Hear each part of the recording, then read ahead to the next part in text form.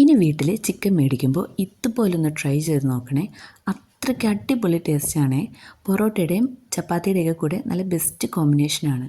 കഴുകി വൃത്തിയാക്കിയ ചിക്കനിലേക്ക് മസാലപ്പൊടികൾ ഇട്ട് കൊടുക്കാം. മുളക് പൊടി, മഞ്ഞൾപ്പൊടി, കുരുമുളക് പൊടി, ചിക്കൻ മസാല, അല്പം ഉപ്പും ഇഞ്ചി വെളുത്തുള്ളി പേസ്റ്റും സോയാ സോസും. എന്നിട്ട് നന്നായിട്ട് മിക്സ് ചെയ്യാം. അല്പം കട്ടത്തൈരും കൂടെ ചേർക്കണേ, വിട്ടുപോയതാണ്. എന്നിട്ട് നന്നായിട്ട് മിക്സ് ചെയ്ത് ഒരു 15 മിനിറ്റെങ്കിലും ഫ്രിഡ്ജിൽ വയ്ക്കാം. എന്നിട്ട് നന്നായിട്ട് ഫ്രൈ ചെയ്തെടുക്കാം. അടച്ചു വെച്ച് സിമ്മിലിട്ട് നന്നായിട്ട് കുക്ക് ചെയ്തെടുക്കാം. അപ്പോഴത്തേക്കും നമുക്കൊരു വൈറ്റ് സോസും കൂടി റെഡിയാക്കണം. അതിനായിട്ട് പാനിലേക്ക് ബട്ടർ മെൽറ്റ് ചെയ്ത് 2 ടേബിൾ സ്പൂൺ മൈദ ഇട്ടിട്ട് നന്നായിട്ട് ഫ്രൈ ചെയ്തെടുക്കാം.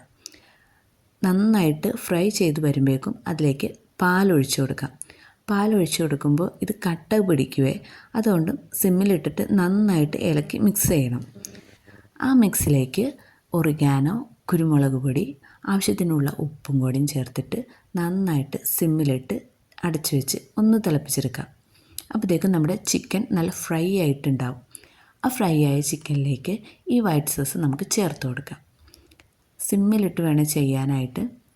അതിലേക്ക് മൊസറല്ല ചീസും കൂടെ ആഡ് ചെയ്യാം. ആവശ്യത്തിൽ കൂടുതൽ മൊസറല്ല ചീസ് ആഡ് ചെയ്തു, അത്രയ്ക്ക് ടേസ്റ്റാണ്. അല്പം മല്ലിയിലയും കൂടെയും അതിൻ്റെ മുകളിൽ തൂക്കി കൊടുത്തിട്ട് അടച്ചു വെച്ച് ഒരു 10 മിനിറ്റ് നമുക്ക് കുക്ക് ചെയ്തെടുക്കാം.